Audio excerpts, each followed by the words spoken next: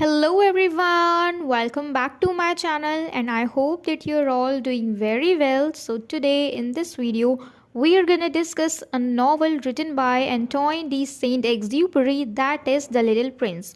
So in this video we are gonna discuss introduction to the author, introduction to the novel and all the main characters, summary, analysis and themes as well. So make sure that you're watching the video till the end. This novel is gonna be very interesting, but before this novel goes on, let's begin it with the introduction to the novelist. Antoine de Saint-Exupéry. He was a French writer, French poet, French journalist and pioneering aviator. Aviator means a pilot, ठीक है? तो ये एक French writer थे, French poet थे, French journalist और एक pilot थे. And he received several prestigious literary awards for his novel The Little Prince, ले पेटिट प्रिंस. तो इनको इस नावल के लिए द लिटिल प्रिंस, इस नावल के लिए इनको बहुत सारे लिटरेरी अवार्ड्स मिले थे, जिसको कि हम फ्रेंच लैंग्वेज में कह सकते हैं ले पेटिट प्रिंस यानी the Little Prince. And he was born on 29th of June in 1900 Lyon, France. तो इनका जन्म लियो में हुआ था, जो कि फ्रांस का एक सिटी है, 29th of June in 1900. And he was died on 31st of July in 1944. It means he lived only for 44 years, क्योंकि 1900 में इनका जन्म हुआ था और 1944 में इनकी डेथ हो गई थी. So it was the little introduction of the novelist. अब हम आगे चलते हैं और अब डिस्कस करेंगे हम introduction to the novel the Little Prince. तो वैसे तो ये लिखा गया है फ्रेंच में, ठीक है. इसका फ्रेंच वर्जन जो है वो है ले पेटिट प्रिंस यानी द लिटिल प्रिंस, जिसका कि हम इंग्लिश ट्रांसलेशन पढ़ रहे हैं. तो ये पब्लिश कब हुई थी? 1943 में.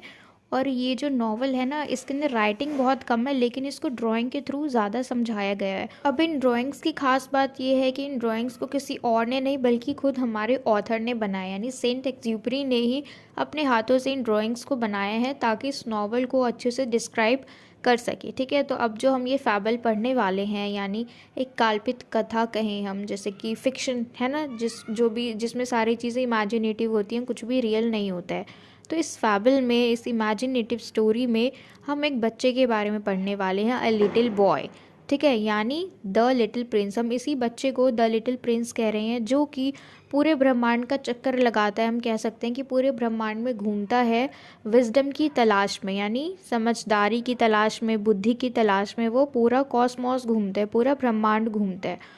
और ये जो बच्चा है, ये सचमुच में कोई प्रिंस नहीं है, सचमुच में कोई राजकुमार नहीं है, बल्कि जो हमारे ऑथर हैं ये उसको कहते हैं द लिटिल प्रिंस. जिस तरीके से हम भी कभी कभी बच्चों को प्यार से बोलते हैं ना कि मेरे राजकुमार इधर आओ, मेरे पास बैठो, तो इस तरीके से हमारे ऑथर उस छोटे से बच्चे को कह रहे हैं द लिटिल प्रिंस. अब लिटिल प्रिंस किस लिए? क्योंकि वो जो बच्चा है उसका साइज़ यानी बहुत ही टाइनी है, वो छोटा सा साइज़ है, ठीक है. और वो बिल्कुल छोटे से प्लैनेट से आया हुआ है. अब प्लैनेट भी नहीं, वो सिर्फ एक एस्टेरॉयड है, यानी छोटा सा तारा जो होता है वो वहाँ से आया हुआ है. अब देखो, मतलब वो खुद ही इतने छोटे तारे से आया, तो उसका साइज़ कितना छोटा होगा. तो इसलिए हम उसको कह रहे हैं द लिटिल प्रिंस. तो हमारा टॉपिक यहाँ पे क्लियर हो गया कि उसको द लिटिल प्रिंस क्यों कहा, क्योंकि वो एक छोटे से तारे से आया है, ठीक है. अब हम जहाँ रहते हैं, जिस घर पे, वो हमसे कितना ज़्यादा बड़ा होता है. अब यहाँ पे तारा इतना छोटा सा होता है, तो वो खुद कितना छोटा होगा. अब इस कहानी के इंट्रोडक्शन की जो शुरुआत है वो हमारे ऑथर किस तरीके से करते हैं, वो अपने बारे में बताते हैं कि जब वो छोटे से थे तभी उन्होंने एक चीज़ डिस्कवर कर ली थी, एक चीज़ जान ली थी कि जो बड़े लोग होते हैं ना, एडल्ट्स, उनके अंदर ना बहुत ही ज़्यादा कम क्रिएटिविटी होती है, लैक ऑफ क्रिएटिविटी. जो कि बात सच भी है, क्योंकि अगर किसी बच्चे के कंपेयर में हम किसी एडल्ट को देखें तो बहुत ज़्यादा क्रिएटिव नहीं होता. और वहीं दूसरी तरफ जो छोटा बच्चा है उसके अंदर हर चीज़ को जानने की बहुत ज़्यादा उत्सुकता होती है, क्यूरियोसिटी होती है. तो वो हर चीज़ छेड़ता रहता है, कभी किसी डब्बे को खोलता है, मतलब कुछ ना कुछ करता ही रहता है ना. उनका माइंड बिल्कुल चंचल होता है और चंचल दिमाग के साथ वो कुछ ना कुछ क्रिएटिव कर ही लेते हैं. और वहीं हम देखें कोई किसी बड़े को, तो वो बहुत ही ज़्यादा डल होते हैं, बहुत क्रिएटिव नहीं होते हैं. तो ये चीज़ उन्होंने अपने बचपन में ही जान ली थी, ठीक है. सेंट एक्सुपेरी ने ये चीज़ अपने बचपन में ही जान ली थी. तो फिर वो बताते हैं कि कुछ साल बाद जब वो छोटे थे और जब फिर वो बड़े हो गए, तो वो बड़े होकर एक पायलट बने. और फिर वो बताते हैं कि जब वो अपनी जर्नी पे जा रहे थे, तो आगे जाते जाते उनकी जो प्लेन है वो क्रैश हो गई. कहाँ पे? सहारा रेगिस्तान में. और यहीं पे उन्हें वो बच्चा मिला जिसको कि वो कहते हैं द लिटिल प्रिंस, ठीक है। और ये बच्चा जो है इनको बहुत ज़्यादा रिक्वेस्ट करते हैं, इंसिस्ट करते हैं कि प्लीज़ आप एक शीप ड्रॉ कर दो, यानी एक भेड़ की ड्राइंग जो है वो मेरे लिए बना दो। और जो नरेटर है उसको क्या बोलते हैं, द लिटिल प्रिंस। और जब ये लोग आपस में बातचीत करते हैं तो फिर नरेटर को पता चलता है कि ये जो बच्चा है, जो लिटिल प्रिंस है, ये एक टाइनी प्लैनेट से आया है जिसको कि एस्टेरॉयड बोलते हैं, एस्टेरॉयड B612 ये नाम है, ठीक है। ये एक छोटे से तारे जितना ही होता है, तो इसलिए हम कह सकते हैं तारा छोटा सा, ठीक है। अब धीरे धीरे जैसे जैसे थोड़ा टाइम बीतता गया तो ये दोनों आपस में बातचीत करने लगे। बातचीत करते करते जो हमारा लिटिल प्रिंस है वो अपने प्लैनेट के बारे में बताना शुरू कर देता है, अपनी लाइफ के बारे में बताना शुरू कर देता है हमारे नैरेटर को। और फिर वो बताता है कि किस तरीके से वो अपनी ज़िंदगी काट रहा है एक एस्टेरॉयड पे, ठीक है। और वो बहुत ज़्यादा बड़ा नहीं है, मतलब एक घर जितना ही है इसका साइज़, और उससे ज़्यादा बड़ा नहीं है। और वो मोस्ट ऑफ द टाइम क्या करता है, बाओबैब सैपलिंग्स, यानी बाओबैब जो है ना, ये एक बड़ा सा पेड़ होता है, बहुत ही ज़्यादा बड़ा साइज़ होता है इसका, घना सा, ठीक है। तो ये उसी पेड़ के छोटे छोटे पौधों को जहाँ जहाँ इसको दिख रहा होता है कि उग रहे हैं, ये वहाँ से इनको उखाड़ के फेंक देता है। क्यों? क्योंकि इसको डर लगता है कि अगर ये बड़े हो गए फिर तो ये पूरा एस्टेरॉयड ख़त्म कर देंगे, क्योंकि एस्टेरॉयड का जो साइज़ है वो कितना है, वो एक छोटे से घर से ज़्यादा बड़ा नहीं है, यानी बिल्कुल छोटा सा ही है। और अगर उसके ऊपर कोई बड़ा सा पेड़ उग गया फिर तो वो ख़त्म हो जाएगा वो एस्टेरॉयड। तो इसलिए उसको डर लगता है कि अगर कोई एक भी पेड़ वहाँ उग गया तो फिर ये जो एस्टेरॉयड है, जो उसका घर है, जो प्लैनेट है, वो तो पूरा ख़त्म हो जाएगा।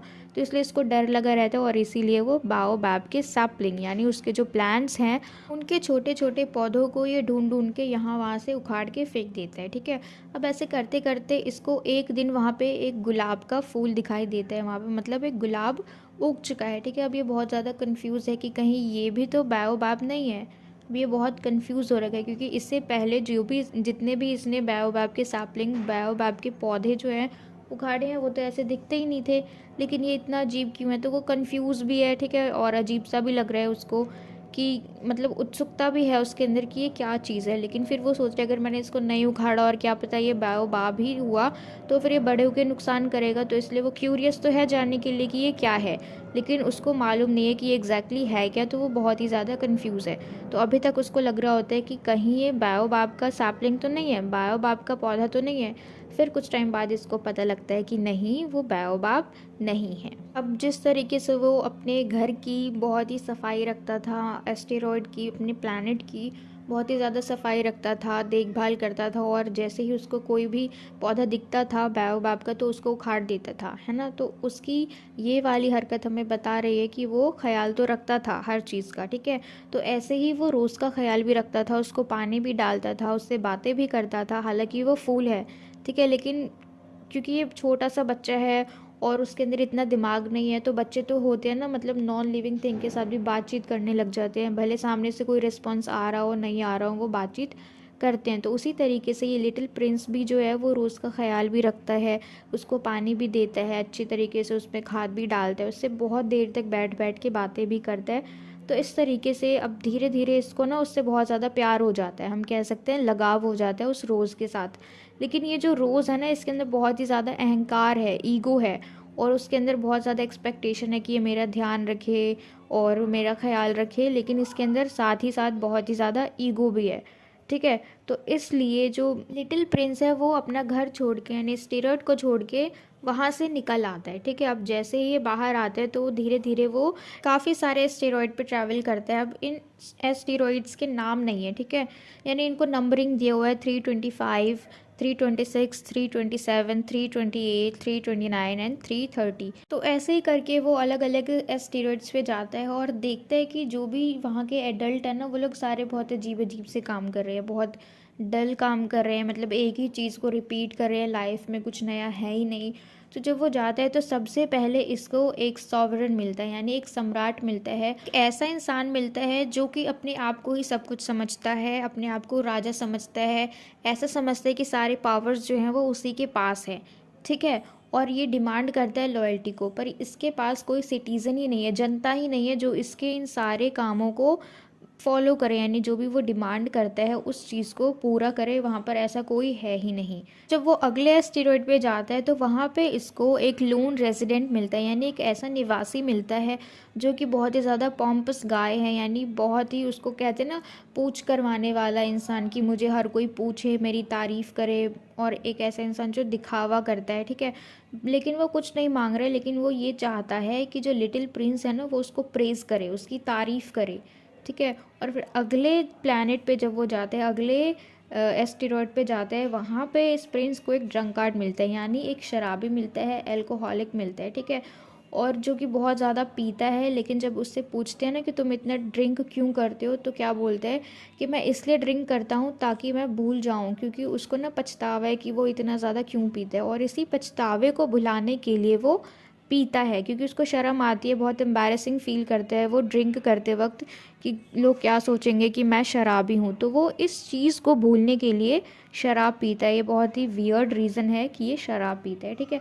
अब आगे उसको मिलता है नेक्स्ट एस्टेरॉयड पे एक बिजनेसमैन, जो कि क्लेम करता है कि वो सारे स्टार्स को अपने पास रखते हैं, ये सारे स्टार्स उसके हैं, और ये सारे तारों को, इन सारे स्टार्स को वो बैंक में जमा करता है, ठीक है। अब अगले एस्टेरॉयड पे जब वो जाता है तो उसको मिलता है एक लैंप लाइटर, यानी अब प्रिंस की मुलाकात होती है एक लैंप लाइटर से, जिसका काम है वहाँ पे रोशनी करना, ठीक है। हालांकि ये जो प्लैनेट है ये बहुत ही जल्दी जल्दी रोटेट होता है, तो यहाँ पे सुबह भी बहुत जल्दी हो जाती है और शाम भी बहुत जल्दी हो जाती है। यानी कि हमने इसमें पढ़ा है कि ये जो सुबह और शाम होने का जो टाइम है ना, ये सिर्फ 1 मिनट का ही टाइम लेता है, सुबह होने में और शाम होने में। तो इसको जो है हर बार लैंप को जलाना होता है, हर 1 मिनट बाद लैंप को बंद करना होता है। तो ये काम है इस लैंप लाइटर का। नेक्स्ट एस्टेरॉयड पे हमारे प्रिंस की मुलाकात होती है एक जोग्राफर से। अब यहाँ पे आयरनी ये है कि ये जो जोग्राफर है ना, इसको कुछ भी नहीं पता अपनी खुद की ज़िंदगी के बारे में, लेकिन इसको वो सारी चीज़ें पता है जो इसको विजिटर्स बताते हैं और ट्रैवलर्स बताते हैं। क्यों? क्योंकि इनको उन सारी चीज़ों का एक डॉक्यूमेंट बनाना होता है,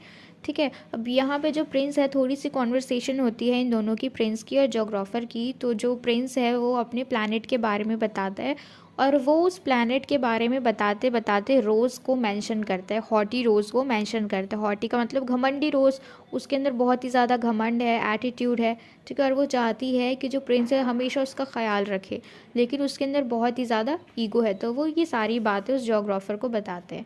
फिर जो जोग्राफर है वो बताते हैं उस प्रिंस को कि फ्लावर्स जो है उसको हम दस्तावेज़ में नहीं रख सकते।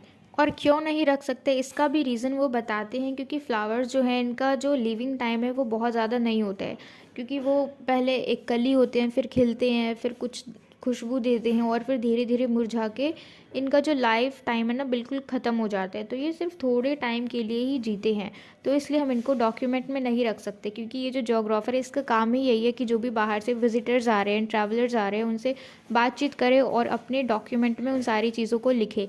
लेकिन इसने, जो हमारे प्रिंस है, इसने क्या बताया एक रोज़ के बारे में, तो रोज़ के बारे में तो डॉक्यूमेंट में कुछ लिख ही नहीं सकते, है ना। तो फिर उसके बाद जो हमारे जोग्राफर है वो प्रिंस को सजेस्ट करते कि क्यों ना तुम एक बार अर्थ पे जाके विज़िट करो, अर्थ यानी हमारा प्लैनेट, कि क्यों ना तुम एक बार अर्थ पे जाके विज़िट करो।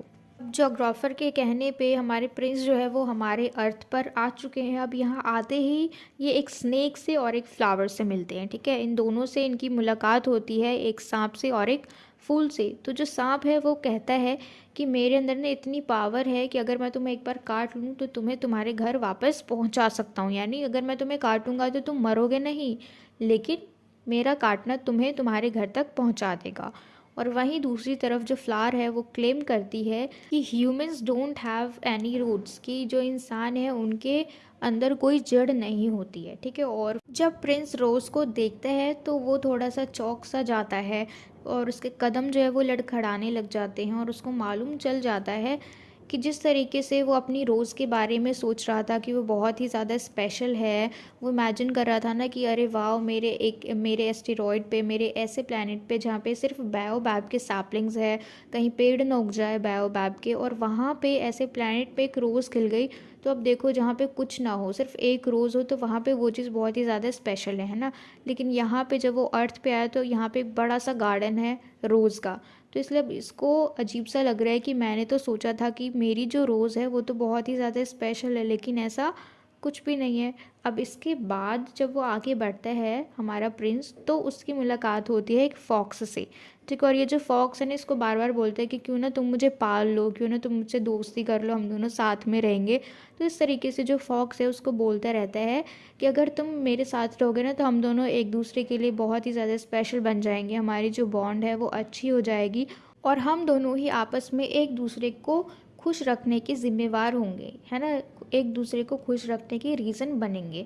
तो वो जो फॉक्स है वो चाहता है कि जो लिटिल प्रिंस है वो उसको टेम कर ले, वो उसको पालतू बना ले, लेकिन ऐसा इम्पॉसिबल है क्योंकि यहाँ पे अर्थ पे जो प्रिंस है उसका तो घर नहीं है, उसका तो एस्टेरॉयड पे घर है। तो यहाँ पे ये चीज़ पॉसिबल नहीं है कि जो लिटिल प्रिंस है वो इस फॉक्स को टेम करे, उसको पालतू बनाए।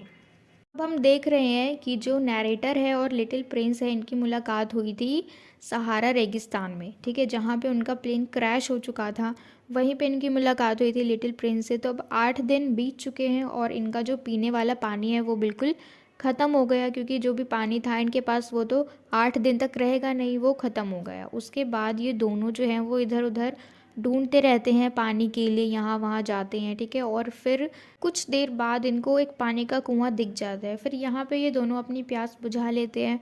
और पानी पीते पीते जो हमारे छोटे से द लिटिल प्रिंस है वो बताते हैं नैरेटर को कि मैं सोच रहा हूँ कि क्यों ना मैं अपने प्लानट, अपने होम प्लानट वापस चला जाऊँ, क्योंकि वहाँ पे मेरी प्यारी सी रोज़ है।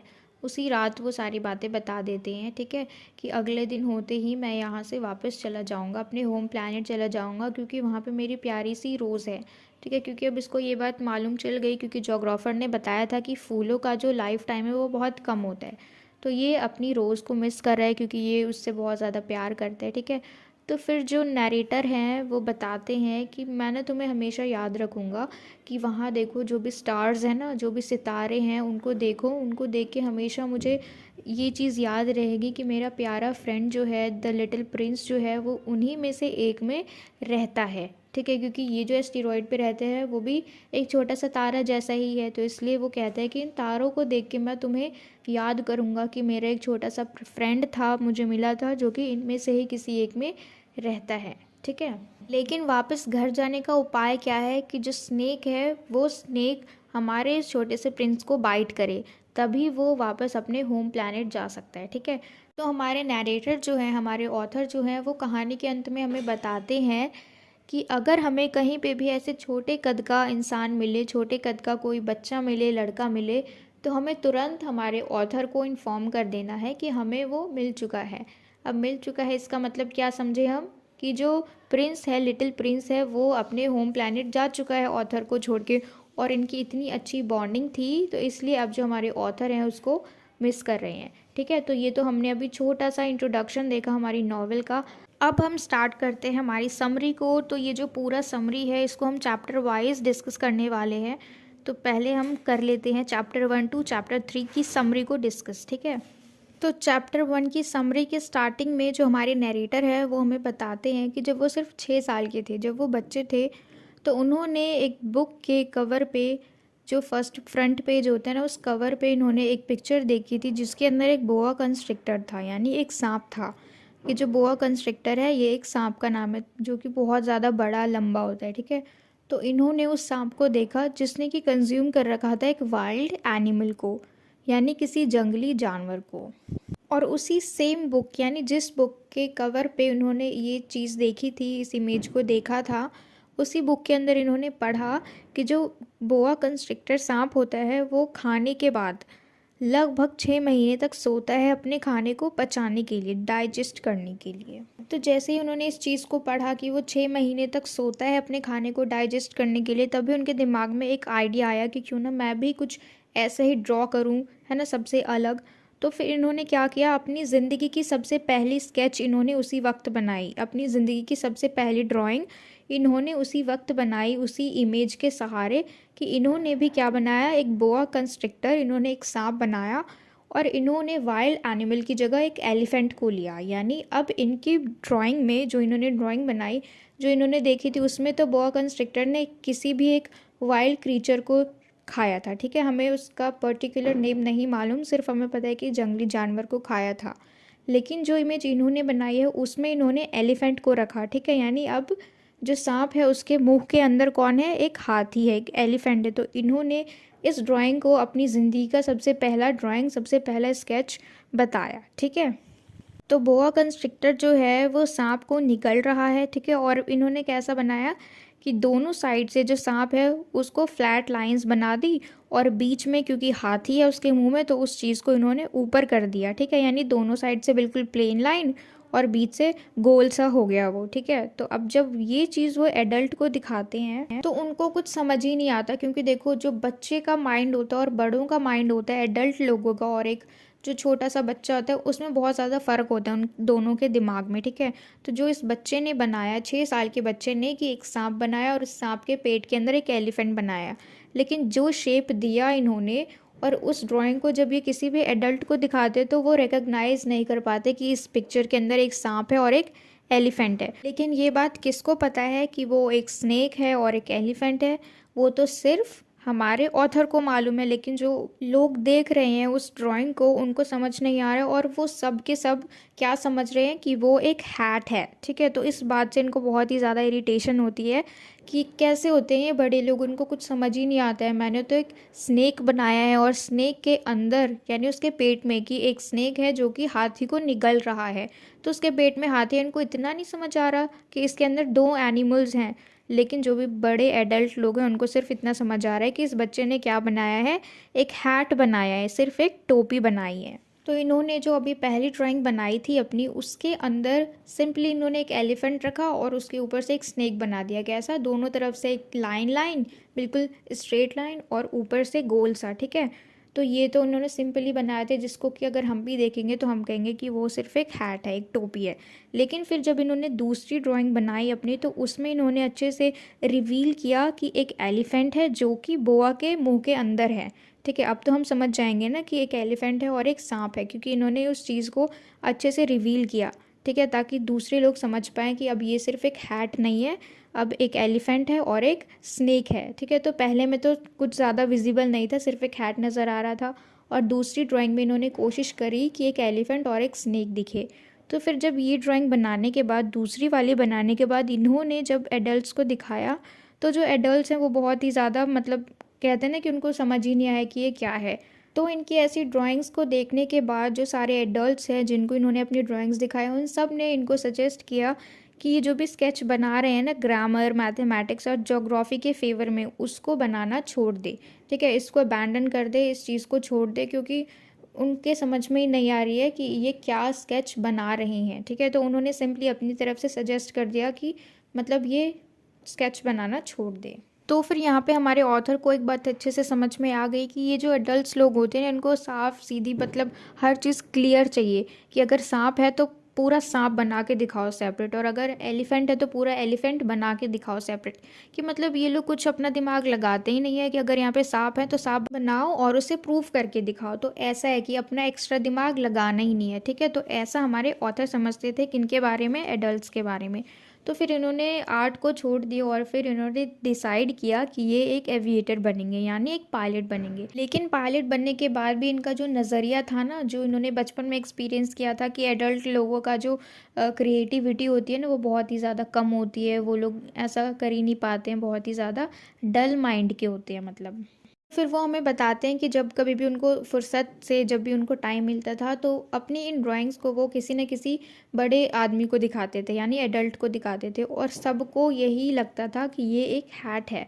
ठीक है, क्योंकि वो सबको जानना चाह रहे थे कि मतलब कम से कम कोई एक इंसान तो हो जिसको समझ में आए कि इसके अंदर एक बोआ कंस्ट्रिक्टर और एक एलिफेंट है। लेकिन किसी को नहीं आता था समझ में, सारे क्या बोलते थे कि वो सिर्फ एक हैट है।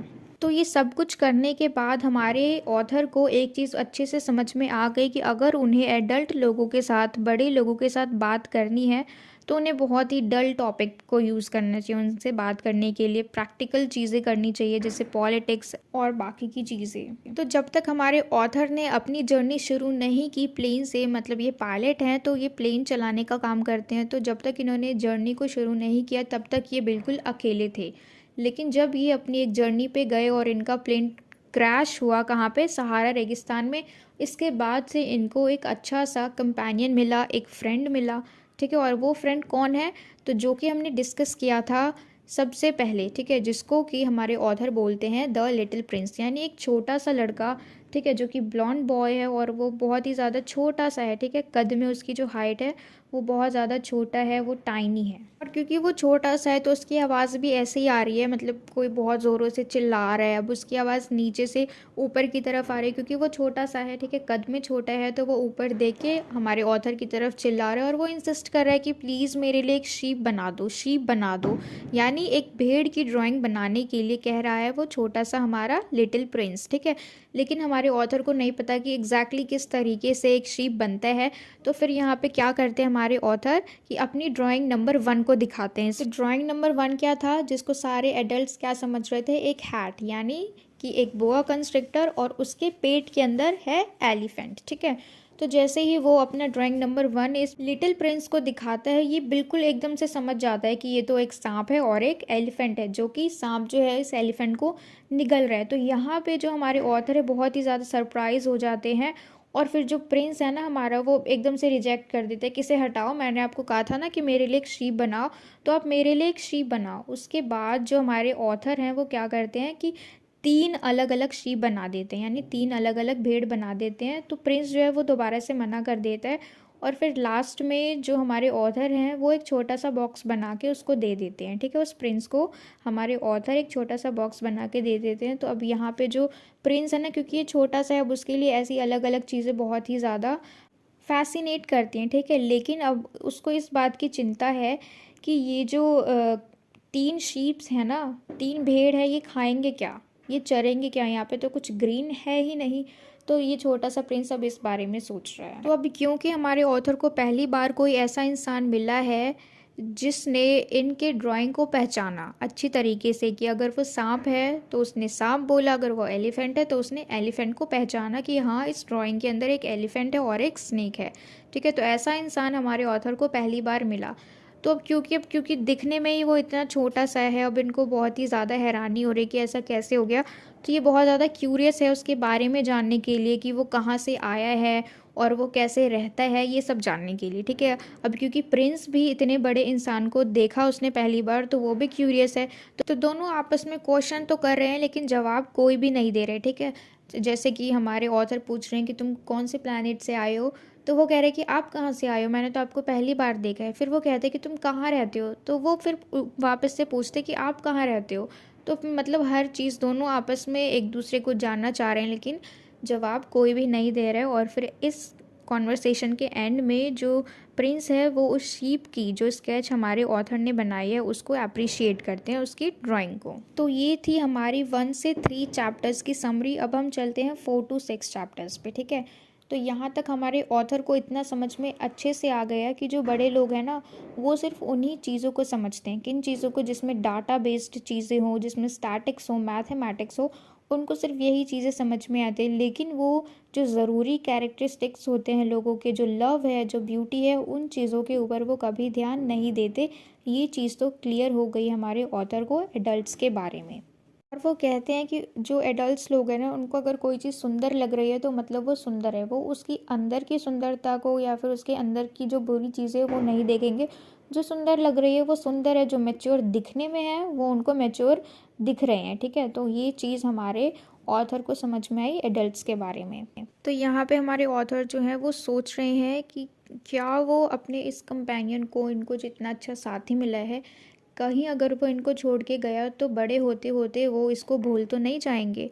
क्योंकि इनको डर लग रहा है कि एडल्ट लोगों में तो वैसे ही इतनी डलनेस होती है, और अगर मैं भी ऐसा हो गया तो वो बहुत ही ज़्यादा कॉन्सर्न है अपने आप को लेके, बहुत ही ज़्यादा चिंतित है कि मेरी भी तो उम्र बढ़ती जा रही है, लेकिन मैं इन एडल्ट्स की तरह हो गया तो क्या होगा, ठीक है। तो वो इस चीज़ के बारे में बहुत ही ज़्यादा कॉन्सर्न है और वो सोच रहे हैं कि मुझे कभी भी इस छोटे से जो मेरा फ्रेंड बना है, इतना अच्छा कंपेनियन है, इसको वो सोच रहे हैं कि कहीं ऐसा ना हो कि मैं भूल जाऊं इसे।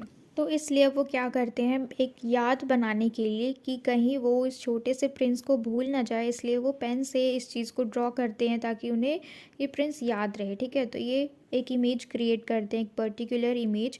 और इस वक्त इनको ये करते वक्त इनको अपने चाइल्डहुड की याद आ जाती है, अपने बचपन की याद आ जाती है, ठीक है। और फिर वो कहते हैं कि जो मैंने बॉक्स बनाया था जिसके अंदर शीप्स हैं, क्योंकि इन्होंने 3 शीप बनाई थी, ठीक है, 3 शीप्स बनाए थे, 3 भेड़ें बनाई थी, और फिर उसके बाद एक बॉक्स बनाया था किसके लिए, प्रिंस के लिए, और जिसको कि वो देख के बहुत ही ज़्यादा ओवरजॉयड हो गया था, बहुत ही ज़्यादा खुश हो गया था। तो इसलिए वो कह रहे हैं कि जैसे कि ऑल पीपल हैं, जैसे कि बाकी सारे लोग हैं इतने डल हो गए हैं बड़े होके, ठीक है, एडल्ट लोग तो वैसे इतने डल होते हैं, तो कहीं मैं भी ऐसा ना हो जाऊं, क्योंकि एक ना एक दिन तो मुझे भी बड़ा होना ही है, he had to grow old. तो अब जैसे जैसे नरेटर जान रहे हैं प्रिंस के हाउस होल्ड के बारे में, हर चीज़ को जान रहे हैं, क्योंकि ये मिले थे कब, सहारा रेगिस्तान में जब इनका प्लेन क्रैश हुआ था, ठीक है, तो तब से लेके ये लोग अभी तक साथ में ही हैं। और जब तीसरे दिन इनको पता लगता है कि ये जो बहुत ही ज़्यादा परेशान है, जो प्रिंस है वो बहुत ज़्यादा परेशान है, किस लिए, बाओबाब ट्री के लिए, क्योंकि जो ये सारे पौधों को उखाड़ देता है अपने, इसका जो होम प्लानेट है, ठीक है, जिसको कि हम कह सकते हैं एस्टीरॉयड है, जहाँ से ये आया हुआ है, वहाँ पे बहुत ही ज़्यादा बाओबैब ट्री हैं, जो कि हमने डिस्कस किया था ना, बहुत बड़े बड़े हो जाते हैं। अब इसका प्लानेट ही इतना छोटा है और उसके ऊपर एक पेड़ बहुत बड़ा सा हो जाएगा, फिर तो पूरा प्लानेट ही तबाह हो जाएगा। तो इसलिए बहुत ही ज़्यादा टेंशन में है कि जो बाओबैब का सैपलिंग है, उसका पौधा है, वो दोबारा से ना आ जाए, क्योंकि जब वो आया था लास्ट टाइम तो सारी चीज़ें उखाड़ के आया था, मतलब हर जगह से बाओबैब के पौधे को उखाड़ के आया था कि कहीं ट्री ना उग जाए। तो इसलिए अभी वो शायद बहुत ही ज़्यादा डीप थिंकिंग में है, बहुत टेंशन ले रहे हैं। तो यहाँ पे ऑथर ने इस चीज़ को नोटिस किया, ठीक है। तो चौथे दिन हमारे ऑथर को पता लगता है कि जो प्रिंस है ना, इसकी जो दुनिया है, यानी इसका जो होम प्लानेट है जहाँ पे ये रहता है, वहाँ पे ये लोग, मतलब अर्थ पे तो हमें बहुत सुबह से शाम तक इंतज़ार करना पड़ता है ना सनसेट देखने के लिए, लेकिन अर्थ यहाँ पे जानते हैं कि जहाँ पे ये प्रिंस रहता है, लिटिल प्रिंस, यहाँ पे उसके प्लानेट पे, होम प्लानेट पे जो सन सेट होता है ना, वो एक दिन में 44 टाइम्स हो जाता है, यानी 44 बार एक दिन में हो जाता है, ठीक है। तो फिर वो बताता है कि एस्टेरॉइड्स पे 44 टाइम्स सनसेट्स होते हैं, यानी अगर कोई भी इंसान डिप्रेस्ड है, बहुत ही ज़्यादा सैड है, तो इन सनसेट को देख के वो बहुत ही ज़्यादा खुश हो जाता है, ठीक है। तो इसके बाद हमारे ऑथर उससे क्वेश्चन पूछते हैं कि मान लो अगर ये देखने के बाद कुछ रीज़न है और वो दुखी हो जाए तो फिर इसका जवाब प्रिंस नहीं देता, ठीक है, क्योंकि अब हर एक एक चीज़ नहीं बता रहा, लेकिन धीरे धीरे हमारे ऑथर को इसके बारे में पता चल रहा है। तो ये हो गया हमारा 4 से लेके 6 चैप्टर्स का समरी। अब हम चलते हैं चैप्टर 7 to 9 की समरी को डिस्कस करते हैं। तो यहाँ पे जो हमारे लिटिल प्रिंस है वो बहुत ही ज़्यादा चिंतित है। क्यों? क्योंकि जो शीप्स बनाई थी हमारे ऑथर ने, वो फ्लावर्स खा रहे हैं, श्रब्स खा रहे हैं, यानी झाड़ियाँ और फूलों को खा रहे हैं। वहीं दूसरी तरफ जो हमारे ऑथर हैं वो अपने प्लेन को, जो क्रैश हो गई थी सहारा रेगिस्तान में, उसको रिपेयर करने में बिजी हो रखे हैं। और इतने में ही जो प्रिंस है वो सोचने लग जाता है अपनी रोज़ के बारे में, जो कि उसके होम प्लानेट पे थी, ठीक है, एस्टेरॉयड P612 पे थी। तो उस रोज़ के बारे में सोच रहे हैं कि अब उसका ख्याल कैसे कौन रखता होगा, क्योंकि जब मैं था तब उसको मैं पानी दे देता था, है ना, उसके जो कांटे थे उनको हटा देता था, उसको उसके कांटों से बचाता था, लेकिन क्या वो अब अपने आप को बचा पाती होगी इन कांटों से? तो ये सारी चीज़ें उसके दिमाग में आ रही हैं, वो परेशान हो रहा है, ठीक है, चिंतित हो रहा है रोज़ के लिए, उस फूल के लिए। और जो प्रिंस है ना, ये खुद तो परेशान हो ही रहा है और साथ साथ हमारे ऑथर को भी परेशान कर रहा है फालतू के क्वेश्चंस पूछ पूछ के, क्योंकि ये एक बच्चा है, ठीक है, जो प्रिंस है ये छोटा सा बच्चा है, तो इसके अंदर क्यूरियोसिटी है, तो इसके अंदर बहुत सारे क्वेश्चंस हैं। लेकिन जो ऑथर है हमारे, वो बहुत ही ज़्यादा इरिटेट हो रखे हैं, क्योंकि वहाँ पे स्कार्सिटी ऑफ रिसोर्सेज, यानी चीज़ों की कमी है, वहाँ पे रिसोर्सेज की कमी हो रखी है ना, खाने पीने के लिए भी कुछ नहीं है, और वो अपने प्लेन को रिपेयर कर रहे हैं, वो चाह रहे हैं कि कैसे भी वहाँ से निकल जाए। तो इस वक्त तो बहुत ही सीरियस मूड में अपने प्लेन को रिपेयर कर रहे हैं, और बीच में बार बार प्रिंस जो है उनको टोक के जा रहे हैं, अजीब अजीब से क्वेश्चन पूछे जा रहे हैं। तो ऐसे में जो हमारे ऑथर हैं वो बहुत ही ज़्यादा इरिटेट हो जाते हैं, गुस्सा हो जाते हैं, और प्रिंस को डांट देते हैं, उसके ऊपर वो चिल्ला देते हैं। और फिर थोड़ी देर बाद जो प्रिंस है वो क्या सोचता है कि कैसे हैं, मतलब ये बड़े लोग किस तरीके के होते हैं कि जो चीज़ सच में ज़रूरी है उसके बारे में ना सोच के, उसको ना पहचान के, ये भी अब एडल्ट की तरह बिहेव कर रहे हैं। क्योंकि देखो, जब ऑथर छोटे थे तब वो बड़ों के लिए सोचते थे कि एडल्ट लोग कितने अजीब होते हैं। अब यहाँ पे प्रिंस छोटा सा बच्चा है, और जो नरेटर है वो हमारे बड़े हो गए हैं, जो ऑथर हैं वो बड़े हैं, एक एडल्ट है उसके सामने, इसलिए ये सोच रहा है हमारा प्रिंस कि ये कैसे लोग होते हैं, बड़े लोग कितने अजीब होते हैं, जो चीज़ सच में ज़रूरी है उसको पहचानते नहीं है।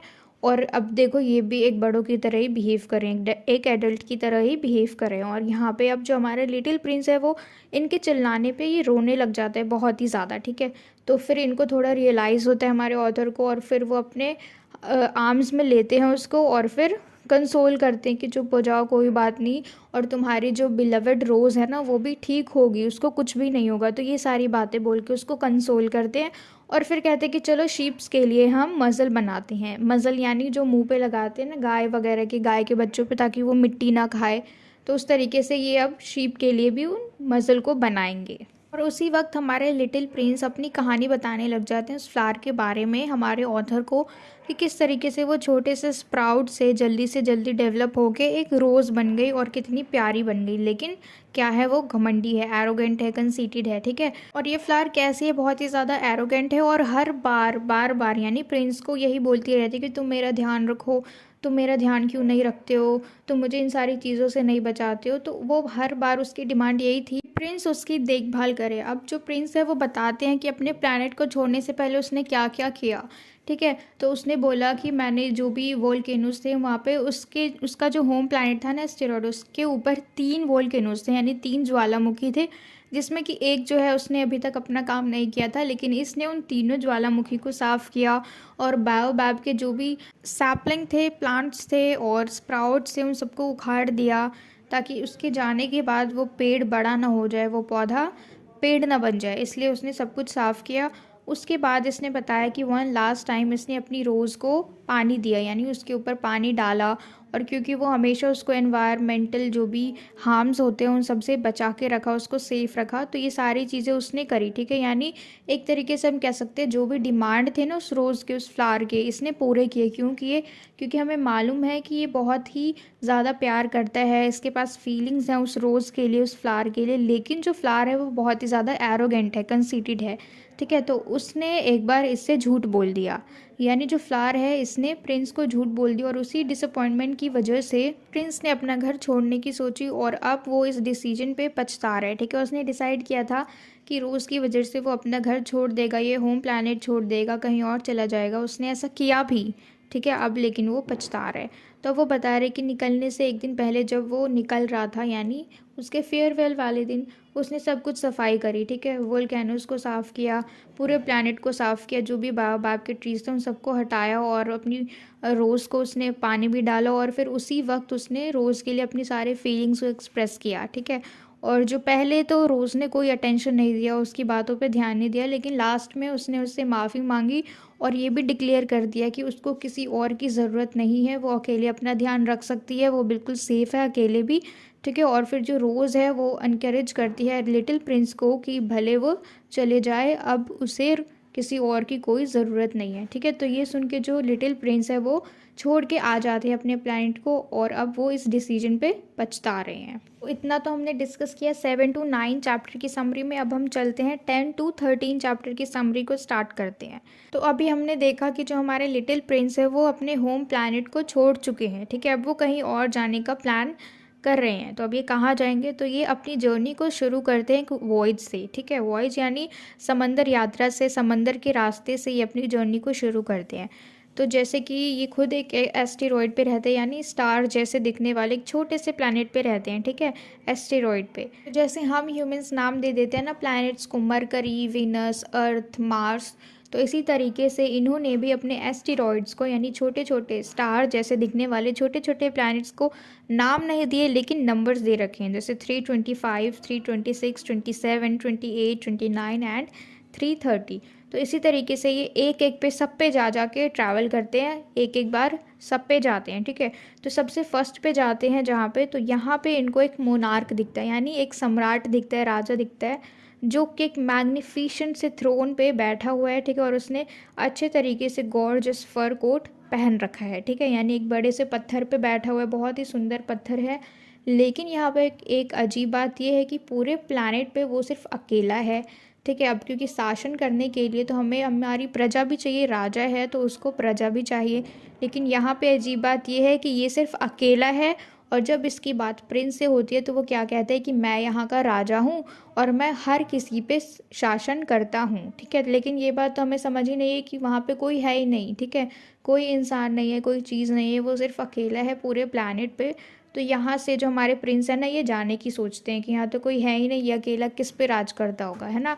तो फिर प्रिंस ने डिसाइड किया कि वो अब यहाँ से दूसरे वाले एस्टेरॉयड पे जाएंगे। जैसे ये बात मोनार्क को पता चलती है, वो एकदम डेस्परेट हो जाता है और उसको रोकने की बहुत ज़्यादा कोशिश करता है, और जल्दी जल्दी में वो उसको as a minister of justice घोषित कर देता है, ताकि क्योंकि उसको अगर कोई पोजीशन मिली है तो वो रुक जाएगा उसके लालच से। लेकिन यहाँ पे तो कोई है ही नहीं, तो वो दो लोग अकेले किसके ऊपर शासन करेंगे, है ना।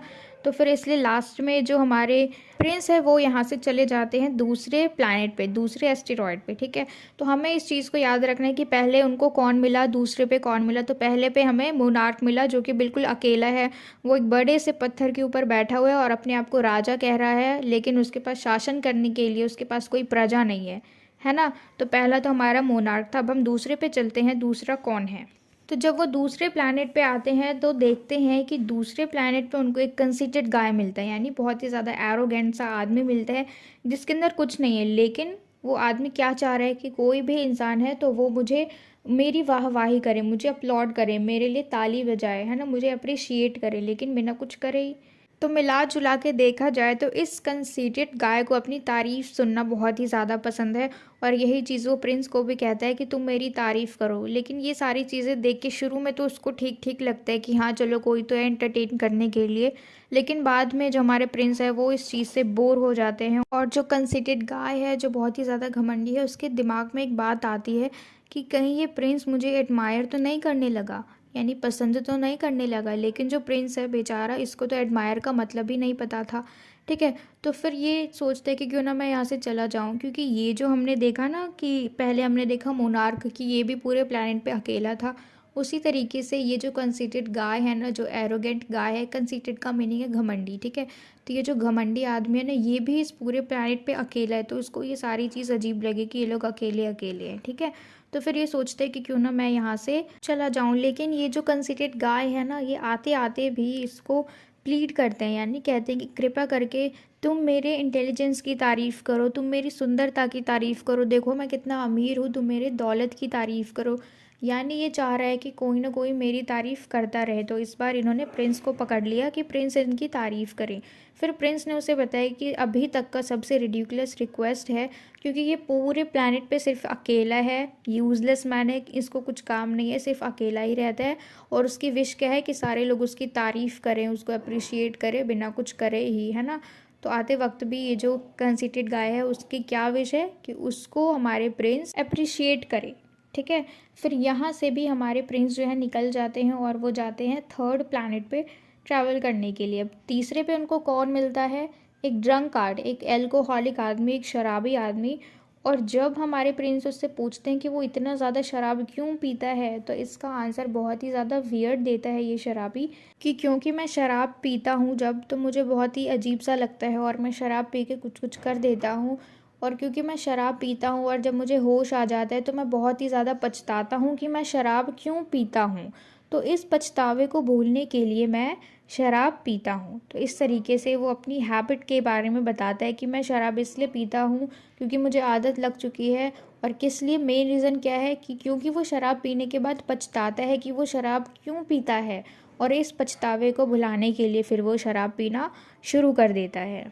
तो हमारे प्रिंस जो है यहाँ से भी अपनी जर्नी को आगे के लिए तय करते हैं, ये सोचते सोचते कि एडल्ट्स लोग इतने अजीब क्यों होते, क्योंकि इसकी मुलाकात अभी तक 3 लोगों से हुई। फर्स्ट कौन, मोनार्क, ठीक है, जो कि बहुत बड़े से थ्रोन पे बैठा हुआ था, मैग्निफिसेंट थ्रोन पे, और कह रहा था कि मैं सब पे राज करता हूँ, शासन करता हूँ, लेकिन वहाँ कोई नहीं था। दूसरा कंसीटेड गाय, बहुत ही ज़्यादा घमंडी, जिसको अपनी तारीफ़ सुननी पसंद थी। और तीसरा शराबी, जिसका रीज़न बहुत ही अजीब था शराब पीने का। अब फोर्थ पे चलते हैं। फोर्थ प्लैनेट पे हमारे प्रिंस की मुलाकात होती है एक बिजनेसमैन से, जो कि बहुत ही ज़्यादा बिजी है स्टार्स को काउंट करने में, ठीक है।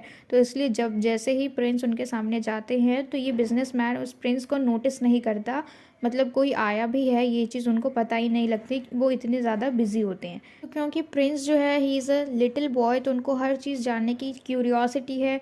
और वो बार बार क्वेश्चन पूछते रहते हैं उस बिजनेसमैन से, और ये सारी चीज़ें जो बिजनेसमैन है उनको इरिटेट करते हैं, क्योंकि एक तरीके से ये उनके काम में दखलंदाजी कर रहे हैं और उनको इंटरप्ट कर रहे हैं। अब क्योंकि बिजनेसमैन बहुत ज़्यादा सीरियस है इसलिए उनको गुस्सा आ रहा है, लेकिन आखिरी में आते आते लास्ट में क्वेश्चन पूछते पूछते वो आंसर कर देते हैं कि ये जो है वो स्टार्स को काउंट कर रहे हैं। क्यों काउंट कर रहे हैं? क्योंकि ये पूरे यूनिवर्स के मालिक हैं, तो इसलिए ये काम कर रहे हैं। क्या काम? स्टार्स को गिनने का। और फिर एंड में बताते हैं कि वो स्टार्स को गिन रहे हैं क्योंकि इन स्टार्स को, इन सितारों को उन्हें बैंक में जमा करना है। तो जो प्रिंस है उनको ये बात बहुत अजीब लगती है। और फिर जो दोनों हैं, ठीक है, दोनों ही एक दूसरे के मोटिव को नहीं समझ पाते, क्योंकि ये दोनों ही अजीब है। क्योंकि जो बिजनेसमैन है उनको अजीब लग रहा है ये प्रिंस, क्योंकि ये बार बार क्वेश्चन पूछे जा रहे हैं, है ना, अलग अलग तरीके से। और दूसरा, ये प्रिंस को अजीब लग रहा है कि ऐसे कौन करते हैं कि मतलब स्टार्स को जाके बैंक में जमा करना। तो दोनों के ही अजीब अजीब काम है, दोनों को ही अजीब लग रहे हैं एक दूसरे के काम। तो फिर यहाँ पे एक दूसरे के मोटिव को नहीं समझते हैं, और फिर यहाँ से भी हमारे प्रिंस जो है वो अगले वाले प्लैनेट के लिए रवाना हो जाते हैं। तो अभी हमने डिस्कस किया 10 to 13 चैप्टर्स की समरी। अब हम चलते हैं 14 to 20 चैप्टर्स की समरी को पढ़ते हैं, ठीक है। तो लास्ट क्या था कि एक बिजनेसमैन था जो कि स्टार्स को काउंट कर रहे थे। अब आगे जो हमारे प्रिंस हैं वो कहाँ विज़िट करते हैं?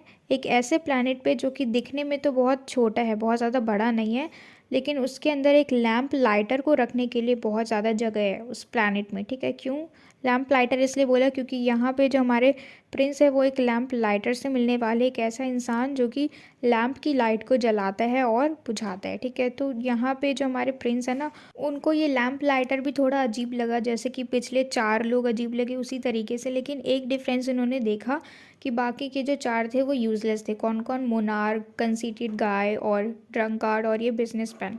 इन्होंने वैसा काम नहीं किया समझदारी वाला जैसा कि ये लैम्प लाइटर कर रहा है, ठीक है, क्योंकि this is a useful task जो कि ये लैम्प लाइटर कर रहा है। तो यहाँ पे उनको ये चीज़ थोड़ी अच्छी लगी, ठीक है।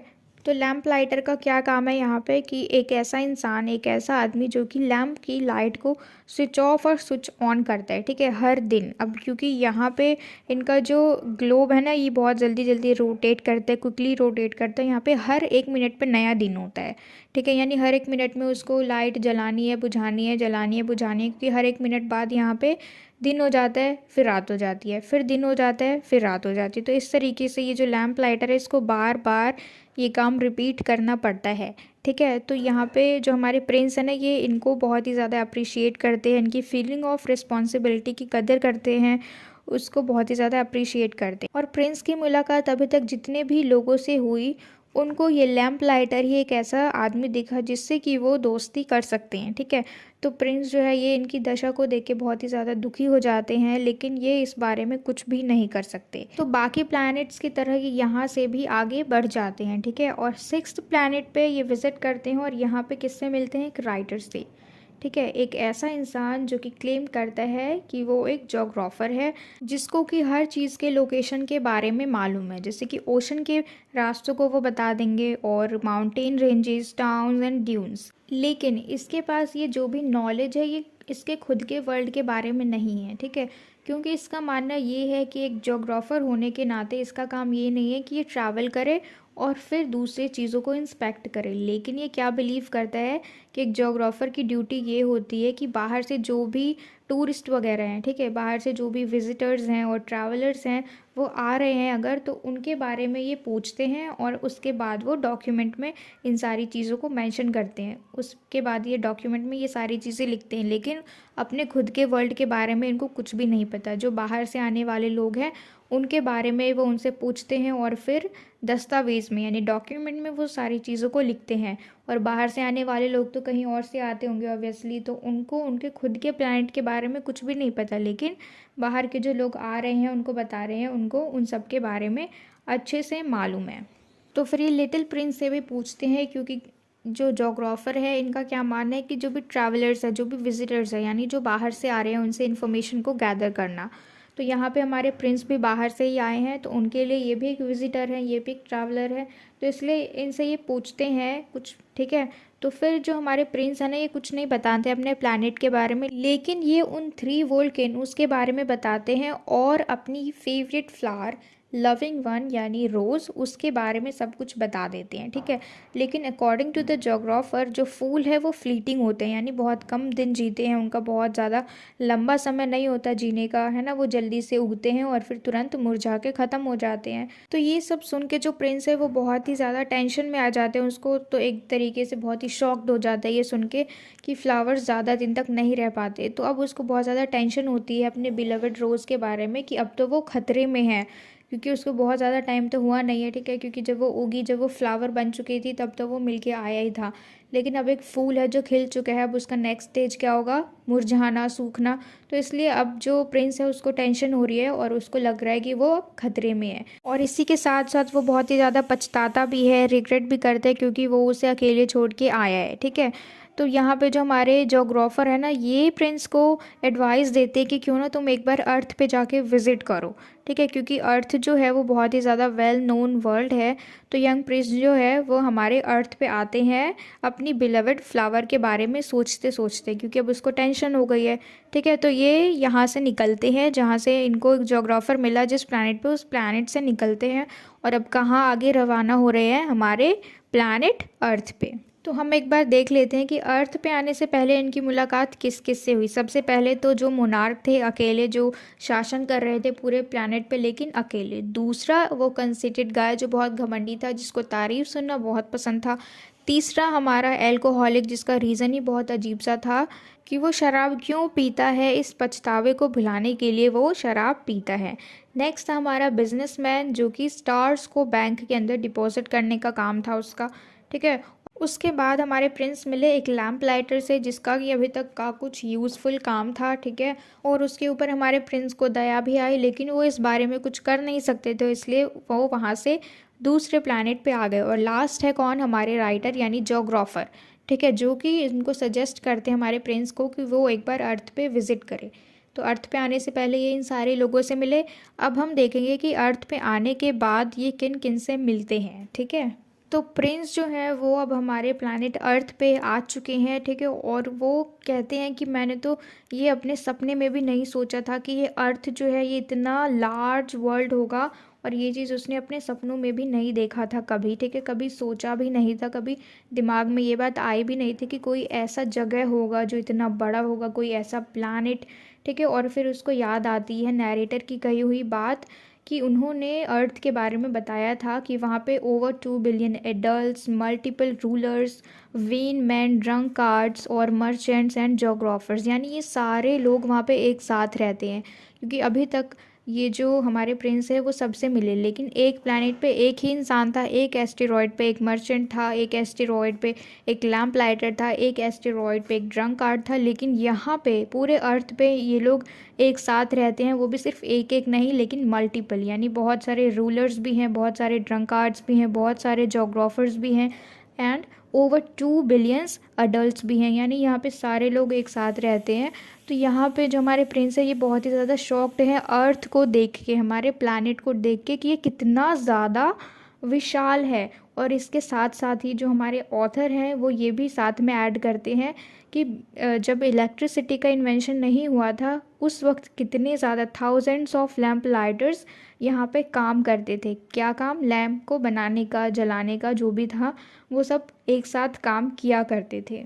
तो हमारे प्रिंस जो है अर्थ को देख के बहुत ही ज़्यादा शॉक्ड हो गए, बहुत ही ज़्यादा सरप्राइजिंग लगा इनको, बहुत ही ज़्यादा वो वंडर हो गए इस चीज़ को देख के कि ये अर्थ इतना बड़ा प्लैनेट जहाँ पे ये सारे लोग एक साथ रहते हैं, जहाँ पे सबका पेशा अलग अलग है लेकिन फिर भी एक साथ रहते हैं। तो फिर आगे हमारे प्रिंस की मुलाकात होती है एक सरपेंट से, यानी सांप से। और ये सांप जो है हमारे प्रिंस को पहले ही वार्निंग दे देता है कि अफ्रीका के जंगल में मत जाना, वहाँ पे कोई भी बसा हुआ नहीं है, अगर तुम वहाँ जाओगे तो अकेले पड़ जाओगे, और अगर वो अकेले पड़ गया तो हमें पता है वहाँ क्या होगा, क्योंकि इतने सारे एनिमल्स हैं वहाँ पे, डेंजरस एनिमल्स हैं। तो इसलिए ये सरपेंट जो है, ये स्नेक जो है, वो पहले ही उसको वार्निंग दे देता है कि वहाँ मत जाना वरना तुम वहाँ अकेले पड़ जाओगे। इसके साथ साथ जो स्नेक है वो ये भी कहता है कि अगर तुम्हें घर पहुंचना हो, अपने होम प्लैनेट जाना हो, तो उसके लिए मेरा एक बाइट ही काफ़ी है। वो क्या कहता है कि अगर मैं तुम्हें काटूंगा एक बार, अगर मैं तुम्हें सिंगल बाइट दूंगा तो तुम वापस से अपने घर पहुंच जाओगे, अपने वर्ल्ड पहुंच जाओगे, यानी अपने एस्टेरॉयड पे, होम प्लैनेट पे पहुंच जाओगे। उसके बाद वो कंक्लूड करता है कि लेकिन तुम भी बहुत ही ज़्यादा इनोसेंट हो उसके लिए। इनोसेंट कहने का मतलब है कि इसको अभी तक कुछ भी नहीं मालूम। यहाँ पे अर्थ पे उसको बहुत सारी नई चीज़ें देखने को मिलेंगी, तो इसलिए वो सांप कहते हैं कि अभी तुम इनोसेंट हो, अभी मैं तुम्हें नहीं काटूंगा, पहले तुम जाके दुनिया देखो, पहले जाके अर्थ को देख लो कि कितनी सारी चीज़ें मौजूद हैं। उसके बाद अगर तुम्हें घर जाना हो तो मैं तुम्हें एक बाइट करूँगा, यानी वो सांप जो है वो उसके काटते ही वो अपने घर वापस पहुँच जाएगा।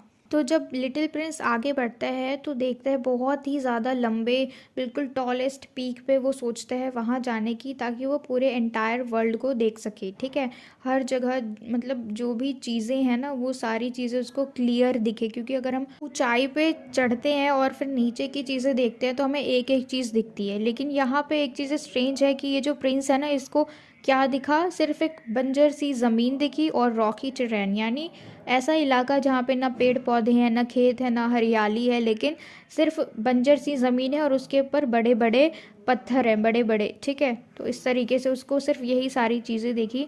लेकिन जब प्रिंस ने ना बहुत ज़ोर से चिल्लाया, ऊंचाई पे जाके, ऊंचाई पे चढ़ के इसने बहुत तेज से आवाज़ लगाई। ठीक है, अब अगर हम किसी खाली जगह पे ज़ोर से चिल्लाएं तो वहाँ पे क्या होगी, हमारी आवाज़ गूंजेगी।